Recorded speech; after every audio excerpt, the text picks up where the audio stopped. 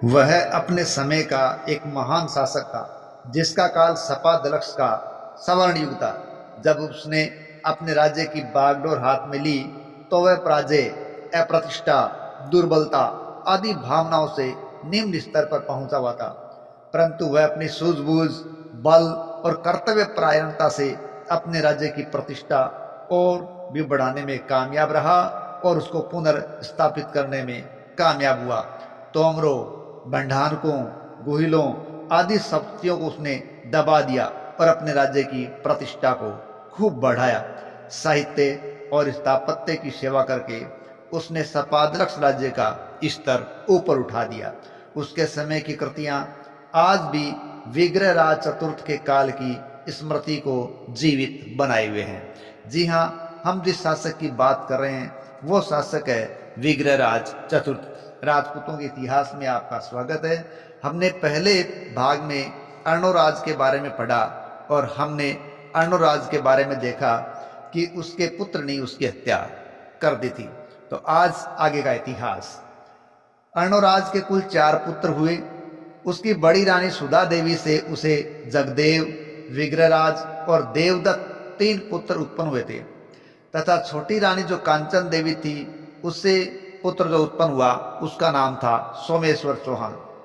जगदेव अर्णोराज का बड़ा पुत्र था, लेकिन उसी ने अपने पिता की हत्या कर दी और वह पितृहंता कहलाया। इसलिए वो जनता के अंदर अप्रिय और बदनाम हो गया था।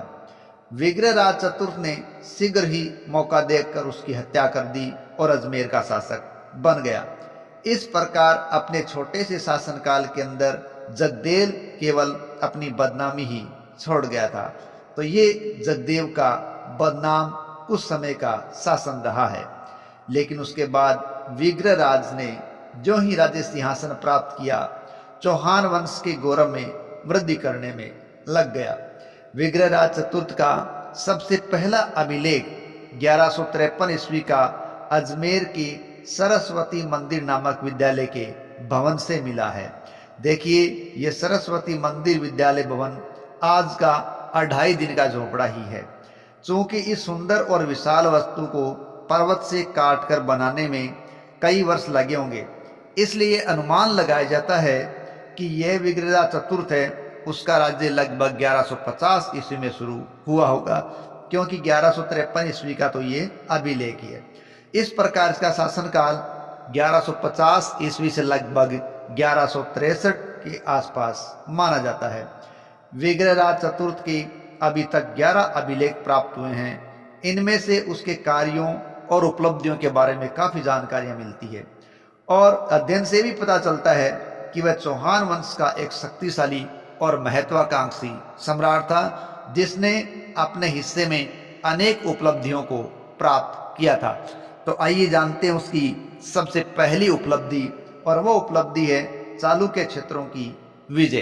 कि हमने पहले पार्ट में जाना था कि विग्रहराज चतुर्थ के पिता अर्णोराज की चालुक्य नरेशों से दुश्मनी थी और विग्रहराज अर्णोराज की हारों का बदला लेना चाहता था, क्योंकि चालुक्य नरेशों ने अर्णोराज को कई बार हरा दिया जाता था और इसी का प्रतिशोध लेने के लिए विग्रहराज कटिबद्ध था।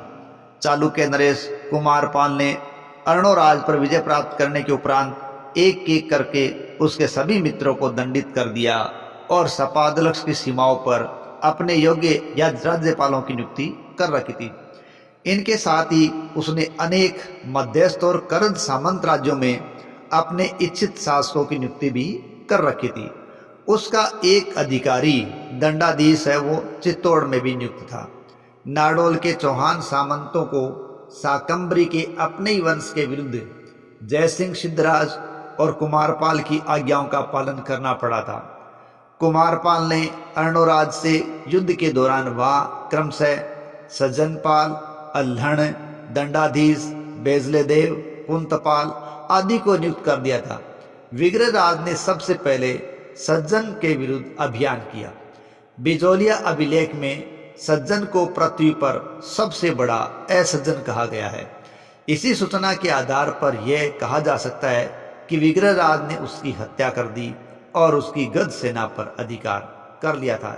यदि डॉक्टर मजूमदार की बात माने तो सज्जन को संभवतः सौराष्ट्र के राज्यपाल पद से हटाकर कुमारपाल ने चित्तौड़ में दंडाधीश नियुक्त कर दिया था, जो वहां विग्रहराज के अभियान का शिकार होकर मारा गया। बिजोलिया अभिलेख से पता चलता है कि विग्रहराज ने अप्रसन्न होकर जालोर को ज्वालापुर बना दिया, अर्थात उसको जला दिया, पालिका अर्थात पाली को तुच्छ बना दिया और नाडोल को नड़वल तुल्ले अर्थात बेंत की तरह झुका दिया। इन सभी स्थानों के शासक चालुक्यों के ही सामंत थे और विग्रहराज के पिता अर्णोराज के विरुद्ध चालुक्य नरेश कुमारपाल के साथ वो लड़े थे। अतः इन सामंतों का मान मर्दन करके विग्रहराज ने कुमारपाल से अपने पिता अर्णोराज की पराजय का कई गुना बदला ले लिया था। विग्रहराज चतुर्थ ने कुंतपाल नामक एक शासक को भी पराजित किया, हालांकि उसका समीकरण ठीक ठीक मुश्किल है। संभवतः नाडोल के सामंत चौहान कुल का ही था, जो कुमारपाल की ओर से वहीं का राज्यपाल नियुक्त हुआ था। इन विजयों के कारण विग्रहराज ने चौहानों की सैनिक प्रतिष्ठा का ध्वज फहरा दिया और मेवाड़ मारवाड़ वाले अनेक चालुक्य क्षेत्रों को भी अपने अधीन कर लिया। नाडोल, चित्तौड़, जालोर में उसका प्रशासन स्थापित हो गया। इन क्षेत्रों के बिजोलिया, मांडलगढ़, जहाजपुर नामक स्थानों से उसके तथा उसके उत्तराधिकारियों के अनेक अभिलेख मिले हैं, जो उन पर चौहान सत्ता के पक्के प्रमाण हैं। विग्रहराज की अगली महत्वपूर्ण उपलब्धि देखें तो वो था दिल्ली और हांसी पर अधिकार। विग्रहराज चतुर्थ ने तोमरों को पराजित किया और दिल्ली और हांसी पर अधिकार कर लिया। विग्रहराज की यह उपलब्धि एक बड़ी थी। बिजोलिया अभिलेख में उसकी प्रशंसा में कहा भी गया है कि उसने ढिल्लिका और असिका पर अधिकार कर लिया। यहाँ ढिल्लिका दिल्ली और असिका हांसी के लिए इस्तेमाल शब्द है। इसके पूर्व दिल्ली पर तोमर राजाओं का अधिकार था, जिनके विरुद्ध चौहान नरेश चंदन राज के समय से संघर्ष चले आ रहे थे। किंतु विग्रहराज चतुर्थ के पूर्व अनेक युद्धों में विजय प्राप्त करते हुए भी उत्तर की ओर बढ़कर तोमर क्षेत्रों को हस्तगत करने में चौहानों को अभी तक कोई सफलता नहीं मिल सकी थी। दिल्ली शिवालिक स्तंभ लेख से भी दिल्ली पर विग्रहराज चौहान के अधिकार की पुष्टि होती है। संभवतः यह संघर्ष की घटना 1152 ईस्वी में हुई थी, क्योंकि इस समय तक मुसलमानों, गढ़वालों और चौहानों के निरंतर आक्रमण के कारण तोमर राज्य वो निर्बल हो चुका था और ऐसी स्थिति के अंदर विग्रहराज ने उसको हस्तगत कर लिया था। विग्रहराज चतुर्थ की अगली उपलब्धि के रूप में भंडानक राज्य पर विजय भी मानी जाती है। राजशेखर की रचना काव्य मीमांसा के साक्ष्य से यह पता चलता है कि भंडानक राज्य अहिरों का था और शेखावाटी एवं अहिरवाटी के बीच में ये स्थित थे और इन पर विग्रहराज चतुर्थ ने विजय प्राप्त की थी और संभवतः यहाँ का शासक अहिर ही था। अन्य उपलब्धियों की बात करें तो मालवा का नाम भी आता है। रवि प्रभाचार्य ने अपने ग्रंथ धर्म घोष सूरी स्तुति में लिखा है कि मालवा के किसी राजा ने अजमेर स्थित एक जैन मंदिर का ध्वज स्तंभ लगाते समय विग्रहराज की सहायता की थी। मालवा की राजनीतिक सत्ता उस समय एकदम कमजोर हो चुकी थी और ये असंभव भी नहीं लगता कि यहाँ के किसी राजा ने चौहानों की सत्ता को स्वीकार कर लिया हो। विग्रहराज की अगली महत्वपूर्ण उपलब्धि है तुर्कों के आक्रमण का प्रतिरोध। दिल्ली और उसके पूर्व हिमालय की तलहटियों तक के क्षेत्रों पर अधिकार कर लेने के परिणाम स्वरूप विग्रहराज का लाहौर के यामिनी शासकों के अधीनस्थ क्षेत्रों से अब सीधा सामना हो गया था।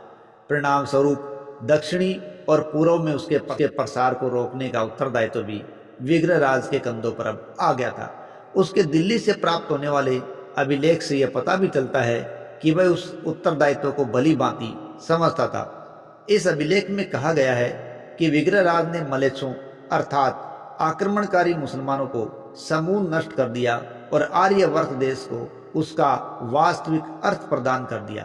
सोमदेव की रचना ललित विग्रहराज से पता चलता है कि विग्रहराज तुर्कों के आक्रमण का प्रतिरोध करने के लिए कटिबद्ध था। इस नाटक से भी पता चलता है कि उसने अपने मंत्री श्रीधर के परामर्श के विपरीत हमीर अर्थात जो तुर्क आक्रमणकारी था उससे कोई अपमानजनक संधि स्वीकार नहीं की और युद्ध करते हुए अपनी और अपने मित्रों की रक्षा करना ही उचित माना, विरोचित माना। दिल्ली शिवालिक अभिलेख से स्पष्ट होता है कि विग्रहराज को इन तुर्कों के आक्रमण के विरुद्ध सफलता प्राप्त हुई। तुर्क आक्रमणकारी नेता हमीर बघेरा तक आ पहुंचा था, परंतु विग्रहराज ने उसे पराजित कर दिया और उसे वापस लौट जाने के लिए बाध्य कर दिया था। भारतीय राज्यों के सौभाग्य से वह और उसका उत्तराधिकारी खुसरो मलिक राजनीतिक दृष्टि से निर्बल थे और स्वयं गजनी पर भी उस समय गोरों के आक्रमण हो रहे थे। ऐसी स्थिति में विग्रहराज को लाहौर के गजनवी शासकों के कुछ क्षेत्र जीतकर अपने राज्य में मिलाने का मौका मिल गया और चौहानों ने हांसी का प्रदेश तुर्कों से प्राप्त कर लिया था। इस प्रकार विग्रहराज के समय ये क्षेत्र बढ़ते चले गए। दिल्ली शिवालिक स्तंभ लेख से प्रकट होता है कि उसने विंध्य प्रदेश तक की विजय प्राप्त की थी। इस प्रकार कहा जा सकता है कि उसने हिमालय की पहाड़ियों तक के क्षेत्र पर अपने अधिकार को स्थापित कर दिया था। इस प्रकार विग्रहराज चतुर्थ एक बहुत ही योग्य शासक था। विग्रहराज चतुर्थ एक वीर योद्धा, कुशल सेनापति और महान विजेता के रूप में शामिल किया जाता है। विग्रहराज ने अपने आप को चालुक्यों, तोमरों, तुर्कों को पराजित करके अपनी सैन्य शक्ति की धाक जमा दी थी और अनेक क्षेत्रों को उसने अपने कब्जे में करने में कामयाबी प्राप्त कर ली थी।